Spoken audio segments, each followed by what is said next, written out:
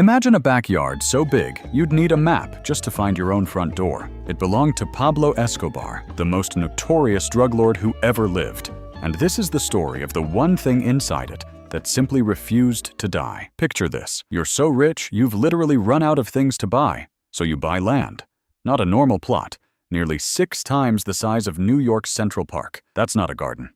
That's a small country with a gate. Welcome to Hacienda, Nápoles. And here's the wild part. This wasn't even his only place. Pablo Escobar owned estates scattered all over Colombia. This one was simply his favorite, the crown jewel. I'm your guide, and by the end of this, your apartment is going to feel like a shoebox. Let's build Pablo Escobar's insane backyard, step by step. Checklist time. Step 1. Make it huge. Done. 20 square kilometers. You could drop the entire Central Park inside it almost 6 times over and still lose your car keys forever. Step 2. Any rich guy can buy a fancy car. Boring. So instead, you build a private zoo.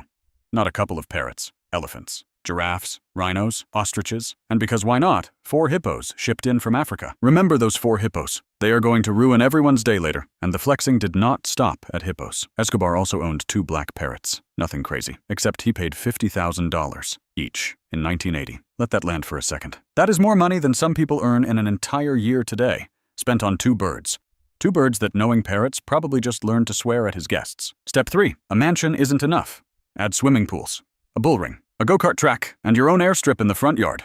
Because waiting at the airport is for poor people. Step 4, and this is where it gets weird. You fill the place with life-sized concrete dinosaurs. Actual dinosaurs. A T-Rex looming over the driveway. Why? Honestly, nobody fully knows. The man had a Tyrannosaurus and a giraffe in the same yard and saw 0 problems with that. So the checklist reads, bigger than a city park, private zoo, $50,000 parrots, dinosaurs, racetrack. You'd think it stops there. It doesn't, because here's the part nobody expects. That private zoo, the elephants, the giraffes, all of it. Escobar opened it to the public, for free. Anybody could walk in and get close to animals most of them had only seen in books, completely free. To the poor families nearby, this was Disneyland with hippos and no ticket booth.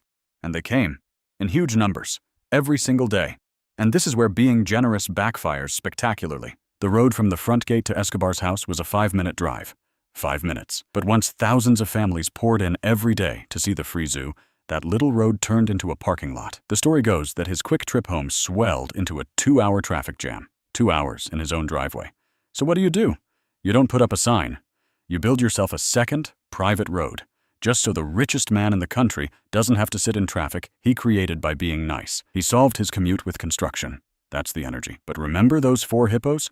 Here's where the whole thing turns. When it all came crashing down, and it did, the government took the estate. They moved the elephants. They moved the giraffes. They moved everything, except the hippos. Because relocating a 2-ton hippo is, it turns out, somebody else's problem, so they just left them. Big mistake. In Africa, droughts and predators keep hippos in check. In Colombia, warm water, endless food. 0 enemies. For a hippo, that's not a habitat. That's an all-inclusive resort. So they did what nature does. They multiplied. Those 4 hippos are now more than 150. Wild.